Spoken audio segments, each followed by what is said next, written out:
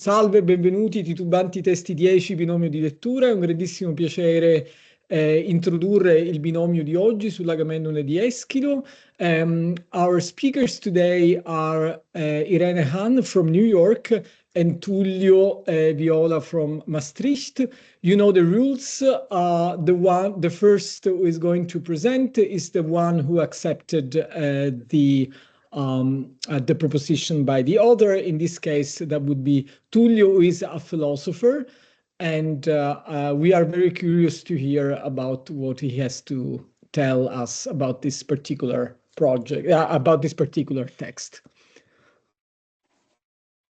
Right. Can I share my slides? Yes.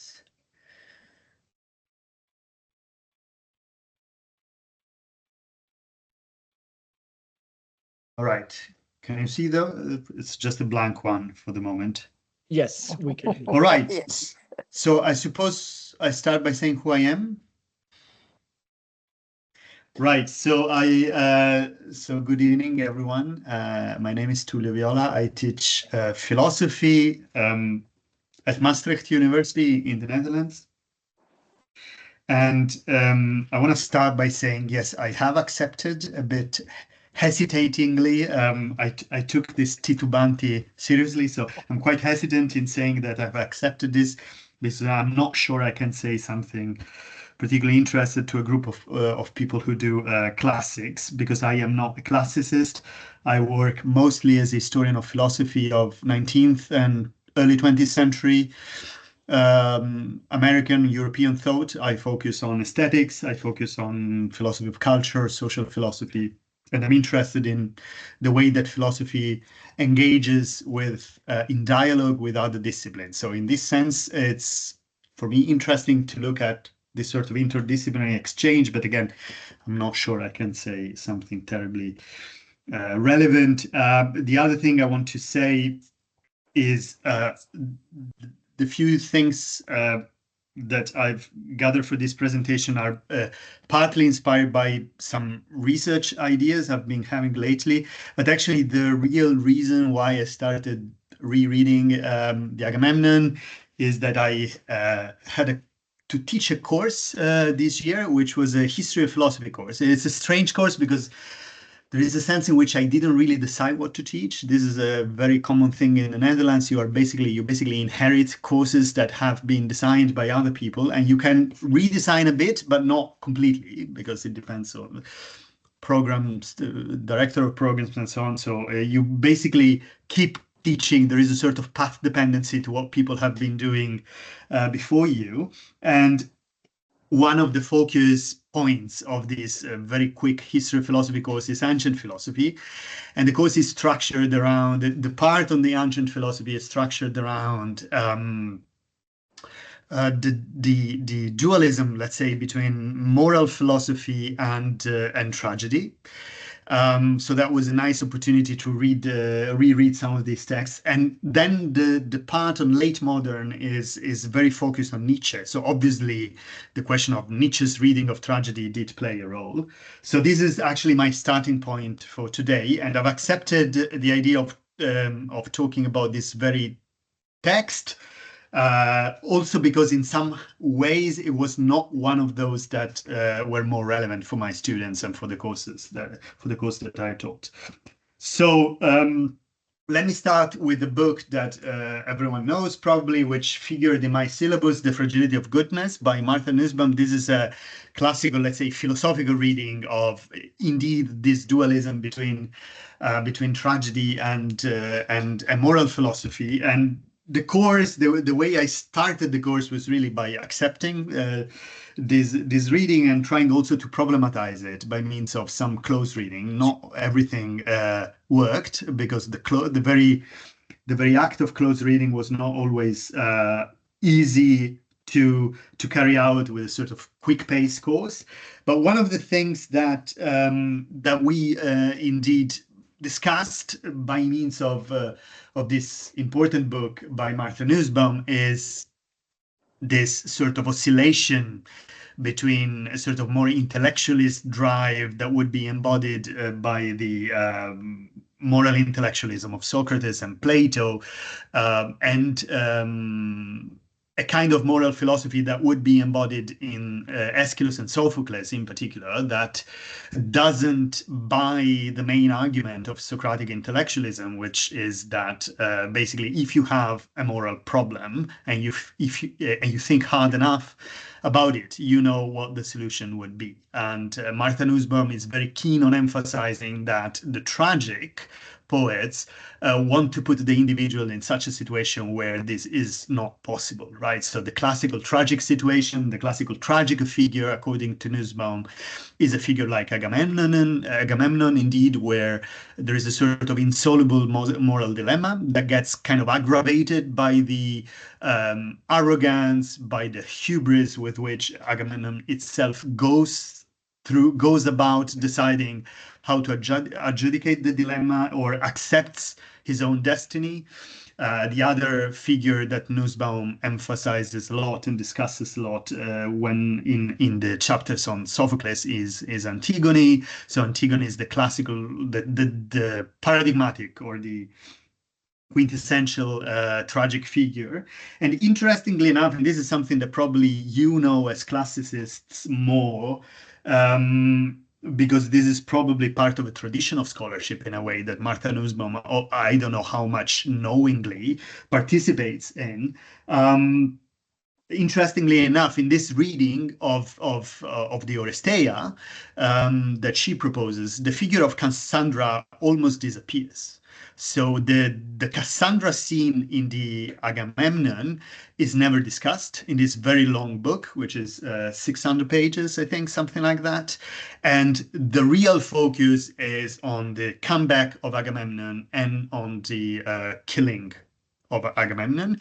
And so it's on the figures of Agamemnon and Clytemnestra. And this central scene of the tragedy disappears, and the only moment in which Nussbaum discusses Cassandra, I think, is in relation to Euripides. And so the Cassandra of Agamemnon is actually not part of this argument. And I would say this is one of the ideas I wanted to maybe discuss with you. I would say this is, in a sense, because it doesn't fit the kind of framework that she's offering. And maybe we can go back to this point later. But before doing that, I want to introduce the other kind of big book that figured in this very philosophically laden, let's say, reading of the tragedies that I was able to do with my students this year, which, as I anticipated already, is Nietzsche. And of course, I mean, in a way, these two books are both very dichotomous books. Nietzsche, for obvious reason, the famous dichotomy of the Apollinian and the Dionysian, but also Martha Nussbaum. I found that book as interesting and riveting as it is, to be sometimes extremely static in this presentation of the sort of quarrel or clash between the intellectualistic moral tradition of Socratic and Platonic philosophy on the one hand and tragic poets on the other. There is the sort of solution she offers, which is a kind of Aristotelian solution that would be a sort of in-between acceptance of moral rationality while allowing for external circumstances to play a crucial role, allowing for moral luck to play a crucial role in moral deliberation. But it stays, it still is, I think, a very dichotomous book in a way. But why Nietzsche? So part of what was happening in this course was actually convincing students and discussing with students, convincing them, first of all, that these two dichotomies are not the same, because there was a very strong tendency to sort of conflate one with the other. So the rational sort of Platonic idea would be a sort of shortcut for the Apollinian in the Nietzschean sense, and the the tragic feeling of the overwhelming power of external circumstances that that Nussbaum retraces in the tragic poet would be than the Dionysian. Of course, this is not true. The story is much more complicated. But one thing that I was able to find again that I had completely forgotten about Nietzsche's book is that there is one point in which indeed he talks about Cassandra, and he presents Cassandra as a sort of epitome of the Dionysian spirit. So there is this passage that I wanted to maybe discuss with you. As you will see, I mean, I said already, I'm not a classicist, I'm a historian of 19th century philosophy. So don't be too surprised if I talk about 19th century more than the tragedy itself. I hope that makes sense. So Nietzsche says at the end of the fourth chapter on of the birth of tragedy. So it's still this sort of first part of the book in which he's laying out his conceptual his terminology and his concepts. He's describing the Dionysian and the Apollinian as related to different styles and different periods of Greek art and Greek culture. And then he mentions Attic tragedy and says, here this sublime, I'm quoting, here the sublime and highly celebrated artwork of Attic tragedy and dramatic dithyramb presents itself to our view as the common goal of both these impulses, whose mysterious union, after many and long precursory struggles, found its glorious consummation in such a child, which is at once Antigone and Cassandra. And all commentators agree that Antigone here is a figure of the Apollinian, and Cassandra is a figure of the Dionysian. What I find, however, interesting is that it's not clear, at least it wasn't clear to me. And then I kind of started reading and I found that, in a sense, it's not clear to the commentators either, why Cassandra would be so straightforwardly an epitome of the Dionysian spirit, according to Nietzsche. So basically, what Nietzsche is saying here is that both the spirit of Antigone and the spirit of Cassandra coexist in Attic tragedy as a union of these two principles, which is famously his main argument in the book. So I've looked at the couple of commentators, Douglas Smith, for instance, for the Oxford World Classics edition of the tragedy, says Cassandra is a symbol or an image of the Apollinian because she refuses Apollo's advances. That would be the argument. And I found that unsatisfactory because, of course, it brackets off completely the more obvious fact that Cassandra is a priestess devoted to Apollo, and also, as we will see in the passage that we are discussing today, she is given the curse of not being believed by anyone when foretelling the future because she refuses these advances. So in a way, Apollo is the cause, and this moment of refusal of Apollo is the cause of that very curse, and in a way indirectly of the madness of Cassandra herself. So it seems to be a sort of implausible shortcut to me to say, well, Cassandra is just an epitome of the Dionysian because she refuses Apollo. Of course, you can say more. You can say that Cassandra is a symbol, a quintessential symbol of madness. So the Dionysian, in the sense of the lack of rational principle of rationality. In that, Nietzsche is following on a very 18th century, 19th century iconography of Cassandra as the mad woman. I have selected these three pictures because, in a way, they are showing something that I think are important also to the interpretation of the text. Cassandra is here always isolated. She's just a single figure, and she has the classical bodily symptoms of madness that are represented in what Abi Warburg would call the bewegtes Beiwerk, for instance, the hair and the expression on the face. So Nietzsche is following on this idea of Cassandra as the mad woman, and this might be an additional reason, of course. Also, this is another slightly previous passage of the scene in which Clytemnestra is trying to tell Cassandra to enter the palace, to leave the car, and she says, unless she uses speech incomprehensible, barbarian, wild as the swallow's song, I speak within her understanding, and she must obey.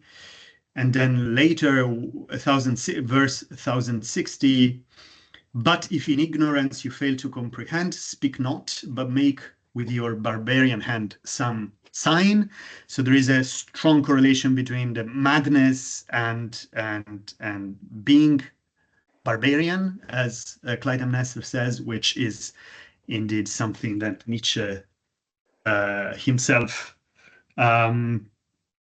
emphasizes, the barbaric as one of the features of the Dionysian, the non-Greek in a way. So Cassandra is a mad woman, Cassandra is a barbarian, but also Cassandra somehow refuses the advances of Apollo, and for that reason, she would qualify as the epitome of the Dionysian. As I said before, I don't find that particularly convincing. I was able to find a paper by Nick Pappas, the ancient philosophy scholar, who said similar thing, said, yeah, it's a bit unconvincing that Nietzsche just brackets off this very, or maybe doesn't see this connection between between Apollo and Cassandra as being actually very much correlated to the Dionysian, to the madness of Cassandra herself.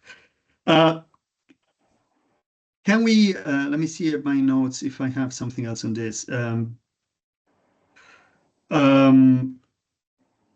we talk about, so this is the text that Irene selected, right? And so maybe going back to the text, can we talk of a sort of blind spot in this Nietzschean construction of Cassandra as the epitome of the Dionysian, where indeed what he never thematizes is that not only does Apollo give Cassandra in the myth the power of foretelling the truth, but also he curses her because she's not reciprocating his sexual favors, right? So this is, I guess, one of the topics that we will be discussing on. We will be discussing today.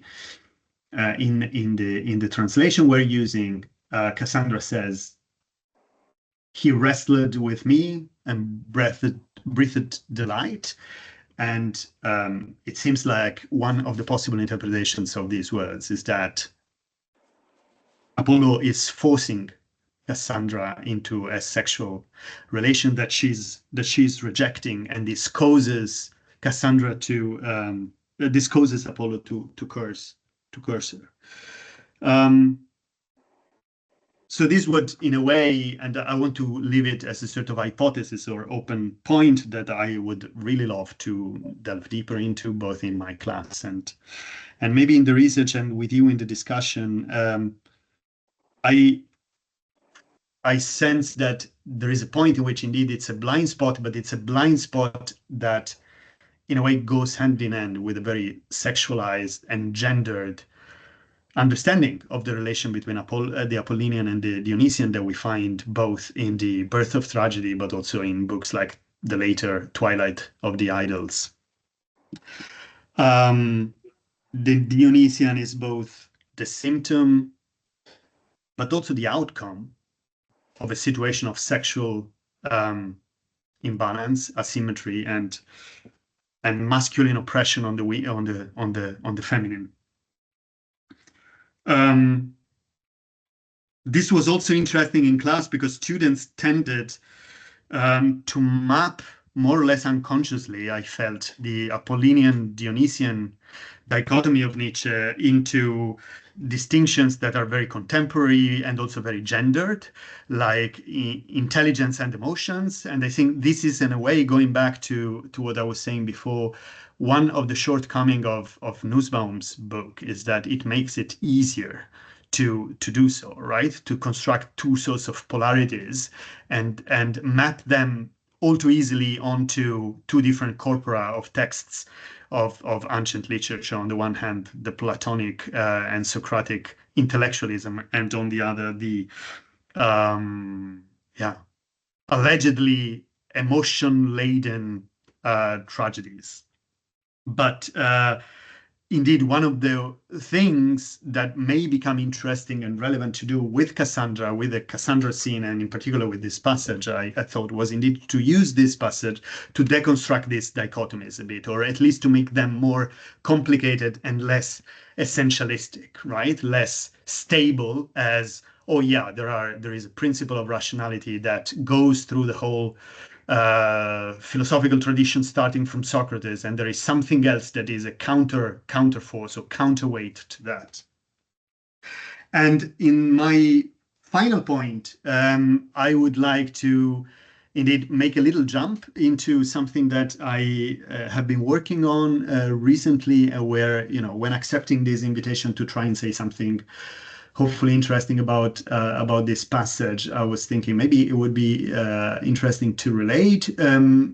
So I just said there's a question of essentializing these different principles, cosmic principles, forces of human anthropology, and create polarities. This is one of the obvious, among the many things that are happening in the birth of tragedy. This is, I think, one of the obvious ones.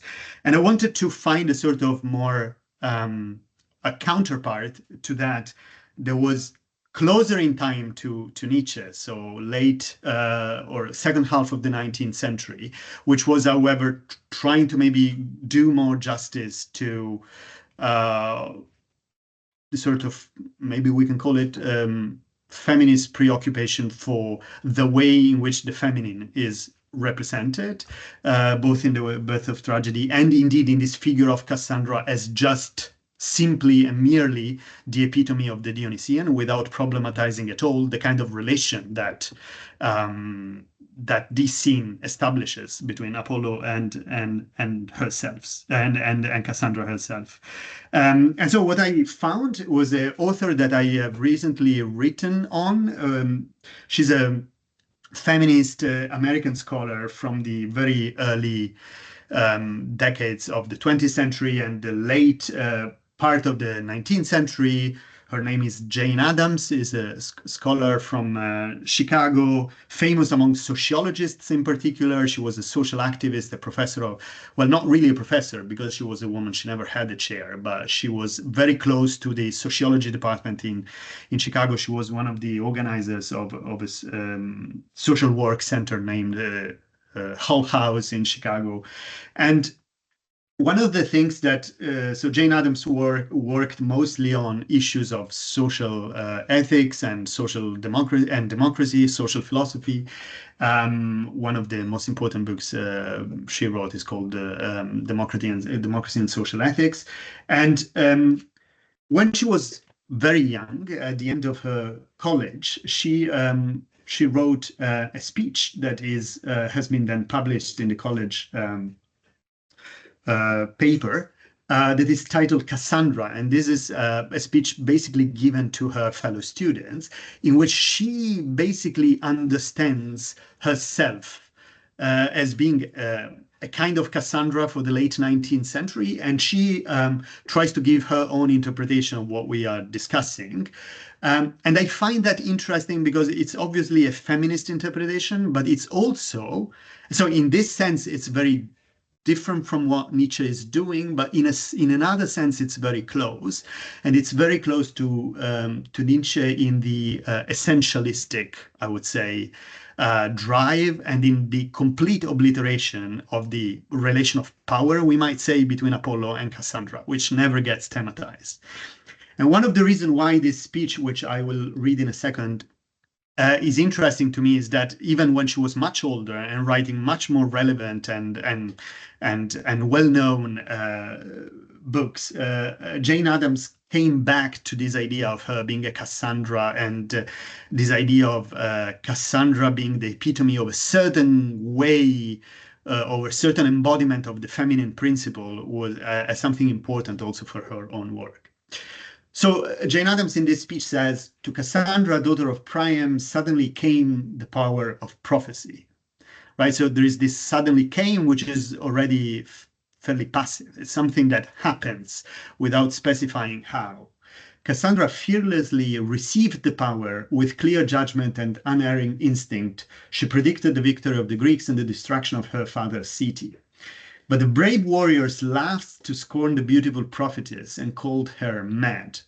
The frail girl stood conscious of truth, but she had no logic to convince the impatient, defeated warriors. This phrase, she had no logic, is important to me because Jane Addams is actually establishing a sort of dichotomy between logic and intuition, and as she will say in a second, and no facts to gain their confidence. She could only assert and proclaim until at last, in sooth, she becomes mad. 3,000 years ago, this Trojan woman represented pure intuition. Powerful and God-given, this is the only reference, very vague and very indirect reference to Apollo in this passage and actually in the whole text in itself, but failing to accomplish. She who might have changed the entire destiny of the ancient world becomes only a curse and a thorn to her brethren. I would call this a feminine trait of mind, an accurate perception of truth and justice which rests contented in itself and will make no effort to confirm itself or to organize through existing knowledge. And later, she talks about the Cassandra spirit, we could say, or the Cassandra principle in the 19th century. And she says about her own times, it's 1881, United States. Occasionally, a weak woman striving to use her high gift, this would be the sort of pure intuition that Cassandra embodied, will verge out into spiritualism and clairvoyance. Other women, meaning, will become sentimentalists, or those women who bear through life a high discontent because of their very keen-sightedness, yet have not power to help those around them. For those of you who know Mary Wollstonecraft, the Declaration of the Right of Women, written almost 1 century before. This sounds very reminiscent of the argument that Wollstonecraft makes about the sort of decadence of feminine intellect because of the sort of patriarchal relations in which women are subjugated.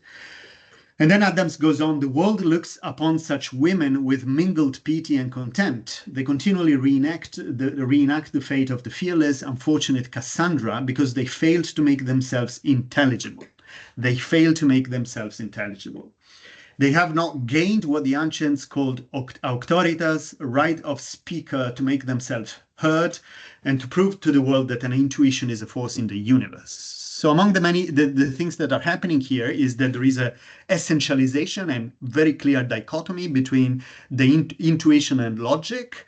But in a certain sense, this dichotomy is asymmetric, is lopsided, because yes, the feminine is correlated to intuition, but Addams is also advocating for a sort of for a change of social conditions that would make it possible for women to gain logic and to gain a way of making sure that men listen to them on top of their intuitive powers.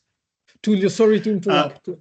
Sorry to interrupt you. You are a little bit over the time, so I would ask you to conclude. Yeah, I was concluding. Sorry, I didn't. I tried to set a stopwatch and it's not working, so I didn't notice the time. Sorry. So I just want to finish my basically my last point, which is I find it interesting that in both cases, in the Nietzschean very famous framework, but also in this sort of feminist counterpart to the Nietzschean argument, Cassandra is essentialized as either the feminine, or the Dionysian, without really articulating the kind of relation that Apollo, because of sexual violence, establishes with her. I would say maybe one more thing, but maybe I can leave it out, about the sort of philosophers today would call it epistemic injustice that is sketched in this late 19th century feminist Jane Addams, when she says that the problem, the curse of Cassandra, is that she doesn't have the right of the speaker to make herself heard. And this is a topic that has been discussed quite a lot in contemporary philosophy, and I found it interesting, but maybe we can talk about it later as another key to understanding what is happening here. Thank you. Tullio, thank you so much for this very engaging discussion, and I am sure that we're going to have an equally interesting discussion by Irene, and I give you the word, Irene, without any hesitation, and please go ahead if you have a PowerPoint. Tullio, can you please stop? Yeah, wonderful, thank you. I don't know if Irene has a PowerPoint actually. No, I don't. No, perfect. So ciao, thank you, Marco, for organizing, and for the attendees for your presence today and for listening to this presentation in English. And thank you to Tullio for your very interesting reading and your introduction of Nietzsche's Birth of Tragedy. And I'm sure we can talk about that in a bit. So my affiliation is with NYU Gallatin, and I specialize in ancient political theory, classical and archaic Greek literature. And my dissertation was on Plato. So yeah, that book is out if you're interested. And so I teach the Oresteia in a class that I teach that's offered at NYU. It's called Justice, Tragedy, and Philosophy. So we start with tragedy and then we move on to the philosophers. So I find this dichotomy between moral philosophy and tragedy very interesting. And so this presentation is part of a larger research project that I'm fleshing out at the moment. So I'm not sure if it's going to turn into a larger book project or not. So, okay. The opening stanza of Seamus Heaney's poem Cassandra, No Such Thing as Innocent Bystanding, his deliberate move to bring to the center a marginalized figure, inspires my own reading of Aeschylus, where I bring out a new and unexplored dimension of the figure of the other embodied by Cassandra in the Agamemnon. Using the political philosophy of Frantz Fanon, I believe that this thinker imparts to readers a new level of awareness and consciousness, as Heaney does, by asking us to interrogate our worldviews and ethical codes, in what ways we participate in direct and indirect violence and perpetuate trauma.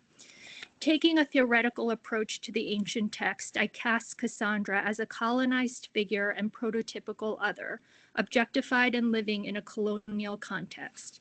I will illustrate the double oppression that this individual encounters by living the experience of a raced woman, and her tragic situation manifests in the problem of language and communication, in her failure to integrate with the dominant context, the symbolic structure of the Greek world. This reading develops Victoria Woolf's observation made specifically about Cassandra, that she is quintessentially other and doubly alien. The separateness of this other is encapsulated by Cassandra's madness, identified by Wool as a privileged site of female subjectivity, and she cites Helen Sixou at this moment.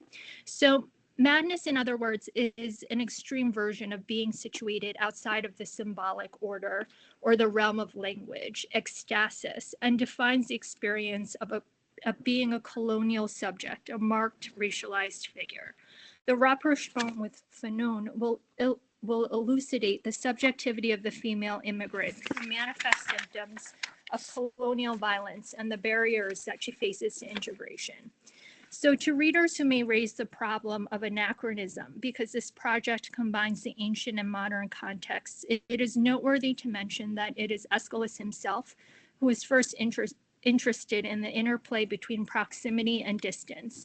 The mythological content of the play is dramatized before a 5th century Athenian audience, and the foreign setting of Argos offers a reflection of democratic Athens. So here I'm making reference to the scholarship of Peter Eubin and from a Xylan.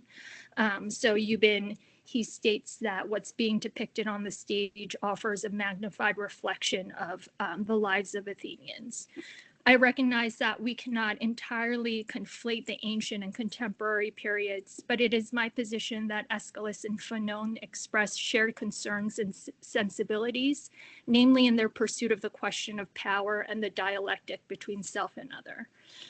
In the past, scholars have been interested in the male-female conflict of the Oresteia, which runs across the trilogy as a thread, beginning from the opposition between Agamemnon and Clytemnestra and culminating with the dialectic between Apollo and the Furies. So the figure of Clytemnestra has also generated much interest among scholars who have interpreted her in a multiplicity of ways. A mother whose relationship to her own maternity is ambivalent, perhaps even a false mother in relation to her son Orestes, a powerful figure, and most of all, a complex figure with positive heroic qualities as well as negative monstrous ones. The complexity of Clytemnestra is matched by that of Cassandra. It would seem that Cassandra presents us with another genre of woman, a prophetess and foreign slave rather than a mother or masculine queen. Wool aligns Cassandra with other female characters of Greek tragedy, the virgin maiden Iole in Sophocles' Trachiniae and another silent virgin, Iphigenia. So Cassandra, like Iphigenia, is both a bride and a sacrificial victim. Yet she breaks her silence only to speak an obscure language, taken for lunacy. And Wool, she raises the question, given her otherness within the world of Argos, will her prophetic ecstasy also be an ecstasis, a standing outside and speaking from beyond the symbolic order? My response is yes. Cassandra does stand outside and speak from beyond the symbolic order. So again, the realm of language, since Cassandra is a female foreigner. I position Cassandra as the centerpiece of the tragedy and portray her ecstasis in the prophetic madness and inability to communicate with her interlocutors that she manifests. Cassandra, in my view, epitomizes the post-structural problem of miscommunication and the ambiguity of language. An Asiatic princess, war prize, recently captured after the fall of Troy, Cassandra is depicted as a foreign element in her surroundings, primarily by her inability to communicate with the people around her. She presents a hole in the Argive Greek symbolic structure and disturbs the system into which she has recently been implicated. So now we'll go into the passage that was circulated. We can interpret the madness that Clytemnestra attributes to Cassandra as in fact a consequence of trauma. So the prophetic visions that Cassandra experiences may be understood as hallucinations stemming from her traumatic past. She explains to the chorus how she gained her powers from her previous sexual ties with the god Apollo. In a close reading of this passage, Paula Debnor writes, the first part of her response evokes an image of a physical contest. Indeed, combined with Horace, the struggle seems erotic, but the expression greatly breathed delight for me remains puzzling. The usual and most plausible interpretation of this exchange is that she lied. She agreed to have sexual intercourse with him and then broke her word. That is to say, she never had sex with Apollo, at least in any usual human sense of the act. So that's Debnor's interpretation. So she ultimately concludes it is likely, if not entirely provable, that Cassandra enters the palace a virgin. So the way in which Cassandra describes the encounter with Apollo is explicitly erotic, first from the way that she admits to feeling shame, eidos, about discussing the affair, and then to the sexual undercurrent of her explanation. Oh, but then he wrestled with me, breathing ardent love for me. The physicality of their relationship is emphasized, for Cassandra describes Apollo as a wrestler, Polistes, presumably because they were engaged in sexual acts, and she alludes to the moment of climax when the god breathes delight, so Paneon Harin. The chorus subsequently asks if Cassandra and Apollo were successful in producing offspring. Did you come to the getting of children then, the two of you? And uses the dual to characterize their union. Did you come together? Halethen homu. All these statements, in my opinion, suggest that Cassandra is not a virgin when she arrives at the royal palace, and that she has already performed sexual services for Agamemnon. Agamemnon refers to his captive as a flower, and that's on line 954, and I interpret that as a sexual metaphor, a symbol of the female genitalia.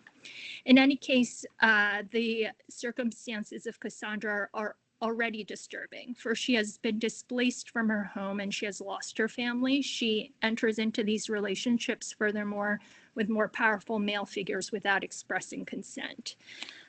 Cassandra's ability to predict the future is a direct result of her relationship with Apollo and a traumatic past.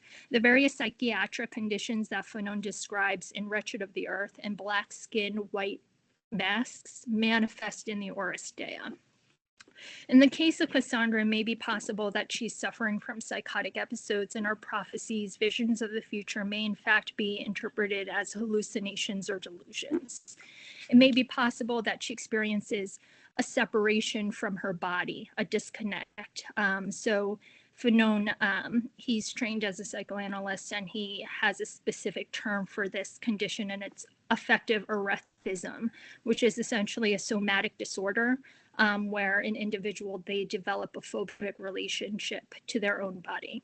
So in this sense, it may be possible to say that Cassandra is suffering from dissociation and a fundamental split after the non-consensual relationship that she has had with Apollo and the defeat of the Trojans. Cassandra is not fully embedded in this symbolic realm, in this case, the language of the Greek Argives, but she is situated outside and speaks from a realm beyond, the realm of horror and psychosis. The trauma of othering and being made other continues in this very instance, for her audience emphasizes her foreign origins and the chorus wonders at the prophet. And still we stand amazed at you, reared in an alien city far beyond the sea. How can you strike as if you had been there? The truth. In its interaction with Cassandra, the chorus considers the guest strange or alien, speaking a strange tongue, allothrone. The problem that Cassandra presents is one of communication. There is a constant tension at work in language between comprehension and misapprehension, between truth and misrepresentation, and Cassandra's situation puts this dimension of life into relief. Among her own people, the prophetess, she's cursed, for no one believes her interpretations. As she explains, for this my trespass, none believed me ever again. She presents a gap in the symbolic realm, even in her native language, for she escapes this domain and has a closer spiritual connection to the gods, using perception beyond ordinary sight and functioning, rather in the realm of madness. Just as Agamemnon and Clytemnestra speak without really understanding and being understood in their own interactions, Cassandra faces the same reality among her Trojan peers from her psychotic position. Her status as a foreigner, a stranger, magnifies the difficulty of communicating inherent to any interaction, and Aeschylus frames her subjectivity as a rhetorical failure, for Cassandra claims, I could persuade no one of anything. Whereas Athena in the Eumenides succeeds in her use of persuasion, Cassandra is unable to exercise the same degree of rhetorical agility with her listeners. However, in this instance with the chorus, she transcends linguistic boundaries, and the chorus concedes, but we do, all that you foretell seems true to us. Moments of mutual understanding such as this one interchange with intervals of misinterpretation or rejection at other times. Cassandra splits, so the way in which she vacillates between presence and absence in the symbolic sphere may, in other words, be understood as a failure to integrate into Greek society. As Fanon describes the experience of a racialized individual in black skin, white masks, the person of color presents an anomaly to the standard French context precisely due to his use of the language and internalizes his difference. The Black man, upon entering the metropole, attempts to master French and to perfect his diction in order to place himself on a footing of equality with his European peers. Therefore, the position that one has to language, whether one is situated outside or inside it, has the potential to determine status and to serve as a marker of otherness. Cassandra embodies what Fanon describes as the power of language, namely with her ability to provoke effective responses from her listeners, fear, anger, surprise, sadness, and all and also illustrates the social, public, and political function of language, how it acts as a mutual support between language and the community. Language has the capacity to create ties among individuals or inversely to demarcate divisions. In her interactions with the chorus, Cassandra achieves both these effects, for she communicates with her interlocutors and simultaneously miscommunicates towards an impasse. Cassandra's non-integration into the Argive setting, for she is literally effaced by the end of the tragedy, is caused by these interconnected factors. Her status as a foreign female slave who has not mastered the Greek language and speaks with an accent, as it were, and all these ways represents a lacuna in the symbolic structure. She lives an experience of alienation, which others in a society have, and at the same time may stand as a universal symbol for people in general when they communicate, use language in their interactions, and encounter misunderstandings. Her subjectivity is imbued with the duality, at once a figure of us, the self, and of difference, the foreign other, in the reflection that she offers in an interplay inherent to the dynamics of the theater. So that's it. Thank you so much, Irene, for this wonderful interpretation. I believe I see. So first of all, sorry, I normally give the opportunity to the first speaker to add something very quickly. If you want to do so, Tullio, you are welcome. If you want to add something, if you have an immediate reaction to Irene's... I think it would be more appropriate to open up the conversation because I've spoken already too much. No, don't worry. I mean, this is our standard procedure. But if you are not, I mean, of course, I will open up the discussion, and you can always participate. So I don't know. Now everybody is welcome to ask a question. I don't know, Julia. I don't know if you want to say something, because I don't see your mic. Yeah. With pleasure, I would like, but I've seen that Diana had raised her hand before. Yeah, sure. Sorry, Diana, I didn't see at all. I was actually applauding. Because I have the speaker. I'm elaborating still, so very rich conversation. I need a moment to think. Okay. A little bit more. Okay, so Julia, if you want at this point is... Thank you very much. I would need many moments to think myself, but first of all, thank you, both of you. Yes, it's a very thoughtful conversation, even if it doesn't sound as a conversation at first sight, so to speak. Perhaps I have one common question for each of you, and then we'll see if this creates a dialectical exchange between the two interventions. So, Tullio, I would have many things to say, actually. The first one is that one of the, I think, best ideas that emerge from the fragility of goodness is the fact that Aristotle's theory of the passion is a cognitive theory of the passion. For Aristotle, the passions are thoughts. These are thoughts that are accompanied by somatic alterations. So for instance, if you get angry, you think you have been offended, I didn't deserve it, I want to retaliate, and at the same time your blood comes to your heart and becomes overheated, and the passion is the synergy between precisely the thinking and the bodily modification that happens to you. So if we take seriously this counterintuitive point and I emphasize counterintuitive for us after the Christian rethinking of the Aristotelian theory of passions together with everything else. Well, if we take it seriously, then the dichotomy becomes much less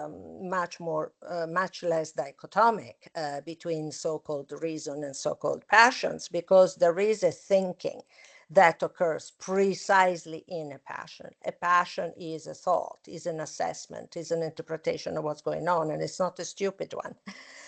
If someone feels offended, 90% of the case, he has been offended, she has been offended, they have been offended. So there is a knowledge that precisely takes place in the very experience of what we call a passion. So the dichotomy already is not so dichotomic. And, when we go now to Nietzsche,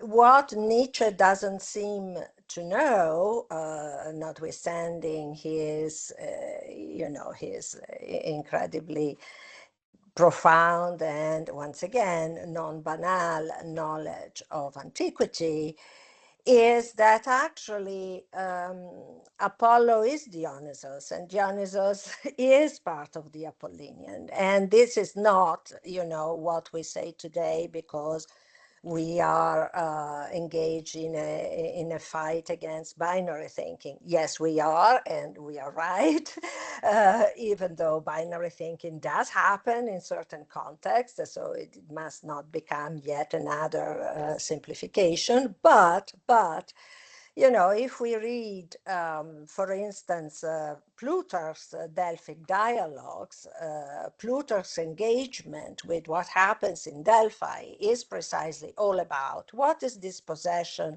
of the Pythia on behalf of Apollo, and how Dionysus is important if we want to understand what happens in Delphi. In other words, precisely the possession, and I inverted commas, and we should go into it. We don't have time, obviously. What is this possession? And this possession is metaphorized in a sexual manner from beginning to end. And this possession results in speaking. That speaking can be enigmatic. That's precisely one of the topics, one of the crucial questions of Plutarch's dialogues on Delphi. So there is an opacity, there is a sort of failure to signify transparently that goes together with the reactions of the body of the prophetess. So I'm simply saying this because already in antiquity, we have an incredibly anti-dichotomic or dialectical or queer problematization of the difference between Apollo and Dionysus. And therefore, you are absolutely right in saying the fact that Cassandra rejects the erotic possession, which is also an epistemic possession by Apollo, is not jumping into the term of a binary opposition, namely the Dionysian. And there is an Apollinian ecstasis, which is mantic. It's one of the divine forms of mania that even Plato talks about. So all this to say that Nietzsche is great, but he must be taken with a lot of sort of deep contextualization. And this brings me to what Irene was saying. I mean, I think that the question of Cassandra's virginity is precisely critical here, is crucial. And here I have a question, Irene, for you, which is, I think that the line about children is really, you know, pivotal, and it's very challenging, really, in terms of what does it mean exactly. So I follow you when you say sex must have happened already, and the question is, was this sex productive of children? And you say Cassandra is not virgin, is not a virgin. There is such a thing as virginity, sexual virginity, yes. And therefore, she has suffered trauma. She has suffered an actual rape. Now, how do we understand as contemporary readers, with all the background you're talking about, as contemporary readers, and at the same time spectators in the 5th century, how do we understand the fact that she's not a mother? She's not a virgin, but she's not a mother. Is there something thematically brought to the fore here about the usual cause effect between sex and procreation? Sure. Okay, let me first, sorry, Irene, and not Irene. Okay. Sorry Thank you. for the long length. Since we are a little bit over the time, may I suggest that we collect the question also by Diana, and then maybe we can let our speakers answer them. Are you okay with this, Diana? Yes. My question was actually for Irene mainly, and he was considering also these lines about reproduction, but especially the answer that Cassandra gives to Apollo when she says, you know, I promised that to Loxias, but I broke my word. And I wonder if you can talk a little bit more about the kind of displacement of Cassandra, her position out of the symbolic in relation to this line specifically. So if there is a displacement and an outside really position of Cassandra outside of the symbolic, really, you know, then how does that change, or does it change at all in her interaction with Apollo, right? Is there an understanding there between the two that perhaps can further problematize what you were proposing and suggesting about the position of Cassandra outside of the symbolic order, all right? Especially because Apollo is a Greek god. Okay, thank you. We also have Irene's salvo, this time Irene. We have 3 Irene/Irene tonight. So Yeah. Irene, and then we give the words, and then we can stay another 5 minutes. That would be okay for me at least. Please, Irene. Yeah, it's the first time that there are so many people with my name in the same room. So just to have a final question for Tullio, since he presented this author that I didn't know, Jane Addams, and I was very impressed by this short text that you showed us. And I'm particularly interested in the idea of intuition and like female intuition, and because Cassandra is has always been to me like almost a superhuman being, or someone that has a superpower. But in Jane Addams, suddenly she became a very earthly woman, but also, I mean, is still a powerful woman, but I'd like to know more about the female aspect. I mean, the gender aspect of her power, prophetic power, that is not anymore like something that comes from the god, but something that is very linked to intuition. Yeah. Okay, so thank you, Irene. I don't know, I don't remember, maybe Tullio was first because Julia asked that question about, or really an observation about your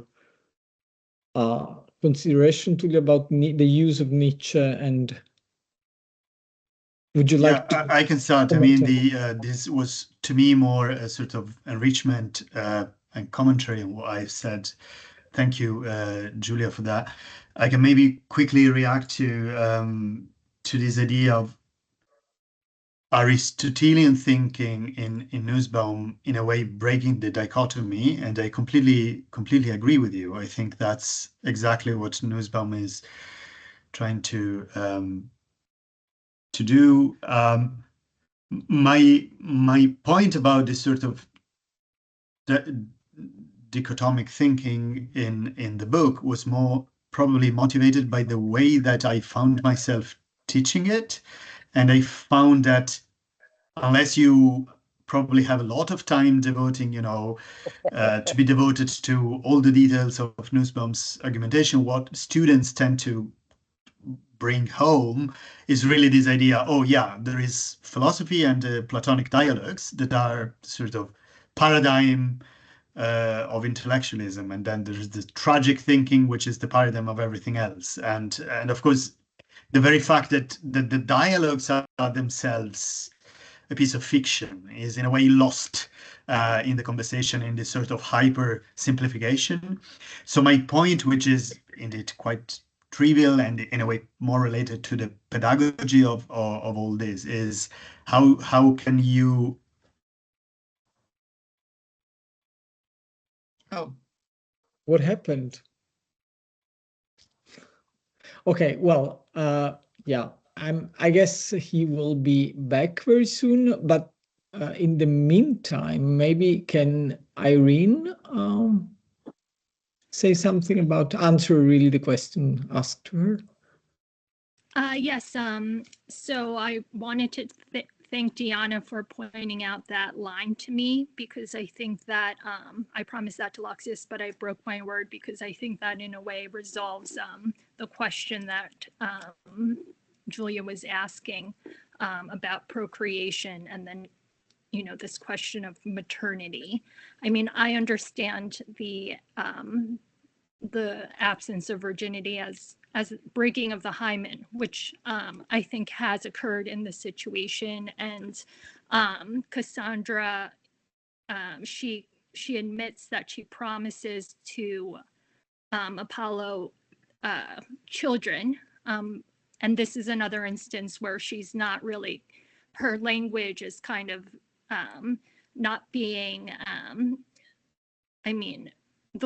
she's not really fulfilling her promise, and it's another way in which she's kind of disrupting any kind of organization in the symbolic structure. But just going back to Julia's question about maternity and then the production of children, I mean, I'm also thinking of another passage in Sophocles' Antigone, where Antigone, right before she's going to her death, she confesses that she won't be able to have a husband or produce any children. So there's a sort of perversion that occurs if one does engage in a sexual act and doesn't produce and doesn't become a mother at a certain point. But I'm not sure if that's what you were going for. Yeah, I mean, yeah, Diana, I think that line is pretty critical, and and I thank you for that. Okay, maybe Tullio, I don't know what happened, but yeah, you can, if you want to bring your thought to the conclusion. Yeah. Yeah, I'll just wrap it up. So basically saying Cassandra was to me a way to further complicate, let's say, this dichotomy, which indeed is already, of course, in the book by Nussbaum herself, made much more complicated than I could present. Regarding the intuition of Jane Addams, indeed, I find it interesting that even in this reading, Cassandra is used as a tool to indeed essentialize something, right? So Cassandra is the symbol of the feminine, similar to what was happening in Nietzsche when Cassandra becomes the paradigm of the Dionysian. Is this human or God-given? Adam says it's God-given, but it says that she says that very cursorily.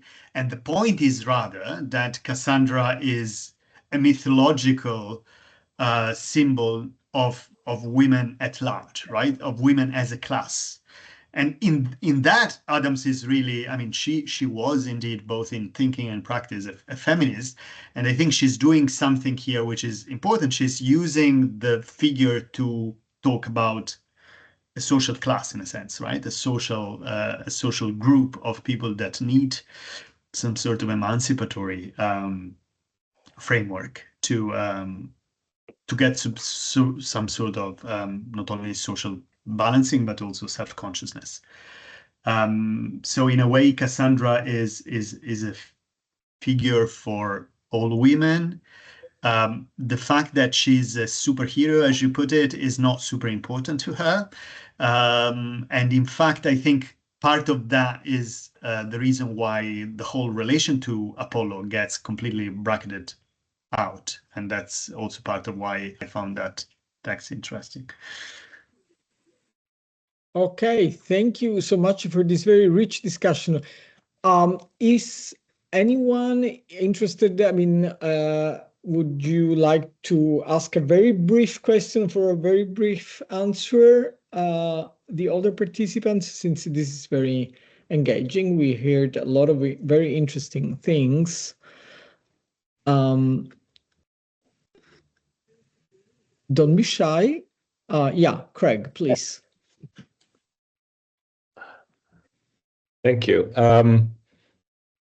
Yeah, actually, anybody. I would be curious to hear anybody's thoughts about the last line in the passage that we were given. Irene, you touched on it quickly, but because it really struck me where the chorus say, "We do believe you," or in the Greek, "Hemingemende pista thespizein dokes." We think that you are prophesying probable things, pista things, which really surprised me when I reread this, right? Because of course, as Cassandra is emphasizing in this passage, her curse is that nobody believes her and that what she prophesies is apista. And here we have this male chorus saying, we think actually what you're prophesying is pista. And I just can't remember other passages where some other character in the text gives Cassandra credence. And somehow this might tie into both contributions today. I'm not sure. Anyway, any thoughts about that? I can just maybe say a sentence. To me, it was really interesting as well, because in a way, I mean, I've mentioned this sort of very contemporary philosophical discussions on epistemic injustice, right? And often the discussions are framed in such a way that because of some sort of social stereotype, you are either completely excluded from being part of the epistemic discussion or being an epistemic actor, or you are included. And what I find interesting here is that there is a sort of in-between situation where, which points also to the fact that there is an audience here. So it's a theatrical text, so the audience in a way knows more. And so there are at least two, maybe even three ways in which Cassandra is understood with regard to how much we can believe her. It's her own perspective. It's the perspective of of the people who don't believe her, but it's also the perspective of the chorus, which seems to be oscillating, and then there is the audience. So, okay, okay. I think Irene, would you like to say something about this? Yes, I mean, I think I was also struck by that line as well, precisely because this is a moment where there is a kind of mutual understanding between the male chorus and Cassandra, and perhaps this ties back into what Tulia was saying about how there's an affinity between the Dionysian element embodied by the chorus, and then you have Cassandra. So there, perhaps there's a special relationship between these two. And I do think that to a certain extent, I mean, I do agree that Cassandra is kind of embodying the unconscious, or something that's unruly. Yeah. Okay, well, thank you so much. As always, this is very sad to that we have to close. We have to conclude this discussion. So thank you so much, everybody, for this very enriching conversation. Thank you, Irene, for having proposed the text, and thank you, Tullio, for having accepted to discuss this in a very, I would say, titubanti manner, if I can say so, because this is really a dialogue between people coming, I mean, scholars coming really from different angles and perspectives and disciplines. So thank you again. Let me announce the next meeting will be finally a Latin text for this series of Titubanti Testi on the 20th of November. We are going to speak about Ambrose, the Ex Gessu Fratris, with two Italian colleagues, Daniele Di Rienzo and Rita Marchese. So I wish you all the best, although this day is a little bit difficult to digest, but I hope you can survive, especially those living in the United States. And yeah, thank you so much again for being here. And until next time. Thank you. Thank you. Thank you.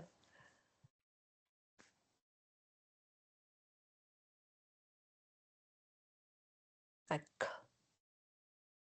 Vado.